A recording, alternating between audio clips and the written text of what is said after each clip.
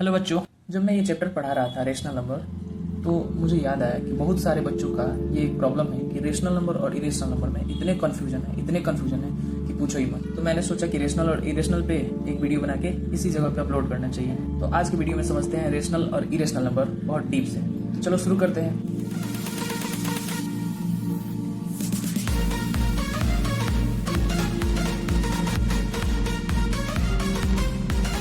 जो rational number होता है वो कहता है, उसका जो डिफिनीशन होता है वो कहता है those number that can write in the form of p by q where q does not equal to 0 and p and q में बी ए इंटीजर। मतलब ये कि वो नंबर जो फ्रैक्शन के तौर पर लिखा जा सकता हो, p by q के फॉर्म में लिखा जा सकता हो, जहाँ पे q यानी कि डिनोमिनेटर कभी 0 नहीं हो सकता है, क्योंकि 0 डिनोमिनेटर में होगा। तो जैसे हम लिखते हैं यहाँ पे 2/3, तो इसका मतलब क्या हुआ, 3 से 2 में डिवाइड देना, यानी कि ऐसा कुछ। ठीक है, जैसे यहाँ पे लिखा है 4/2, तो इसका मतलब क्या हुआ, 2 से 4 में डिवाइड देना, यानी कि ऐसा। तो जब डिनोमिनेटर ही 0 हो जाएगा, यानी कि ऐसा कुछ, मान लेते हैं 2/0, तो 0 से किसी चीज में डिवाइड देते हैं तो अनडिफाइन होता है, वो अभी डिफाइन ही नहीं है। तो इसलिए, और q यानी कि डिनोमिनेटर कभी 0 के बराबर नहीं हो सकता है, और p एंड q में भी है इंटीजर, यानी कि वो एक पूर्णांक होना चाहिए। इंटीजर मैंने पहले वाले वीडियो में बताया था, वो एक पूर्णांक होना चाहिए, एक इंटीजर होना चाहिए। जैसे एग्जाम्पल के लिए अगर हम लेते हैं, जैसे कि 2, 3, 4, 2/1, 3/6, 2/3, 4/3, 5/3, ये सारे नंबर आते हैं रेशनल नंबर में। ठीक है, अब कहिएगा कि इसमें डिनोमिनेटर नहीं है, किसी भी नंबर में डिनोमिनेटर नहीं है तो वहां पे 1 माना जाता है, ये आपको पता ही होगा। ये तो है सिंपल सा रेशनल नंबर। अब समझते हैं इरेशनल नंबर।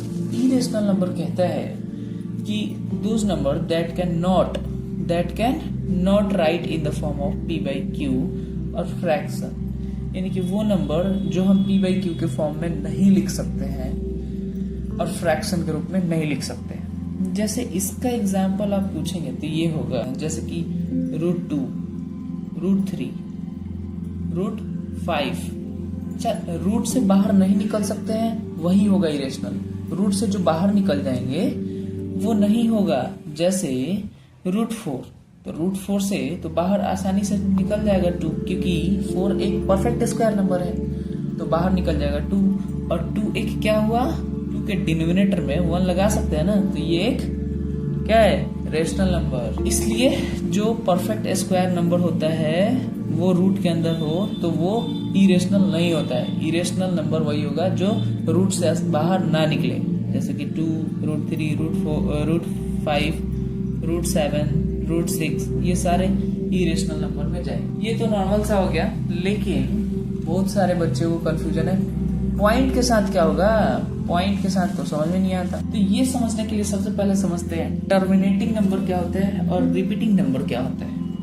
जैसे टर्मिनेटिंग नंबर समझते हैं, जैसे आप लोग पॉइंट वाले ये नंबर देखे होंगे 2.5, 2.4, 2.5, 1.678 या फिर 1.76, ये सारे नंबर हैं। तो टर्मिनेटिंग वो नंबर होते हैं जो कि टर्मिनेट कर जाए, कहीं रुक जाए, यानी कि पॉइंट के बाद वो कट जाए, डिवाइड हो जाए पूरी तरह से।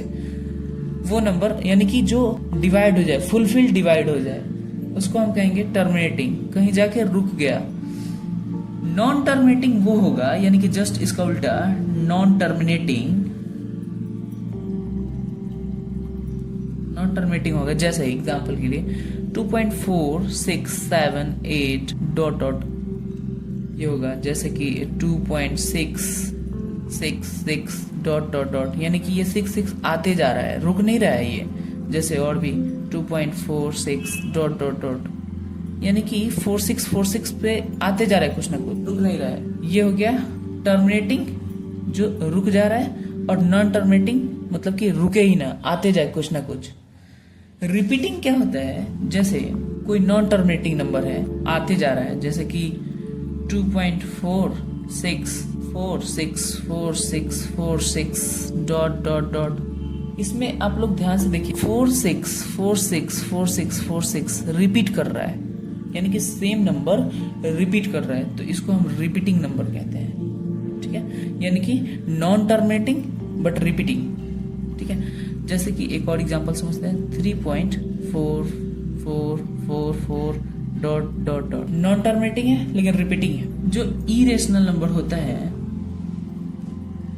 इरेशनल नंबर, वो कहता है कि नॉन टर्मिनेटिंग और प्लस में नॉन रिपीटिंग।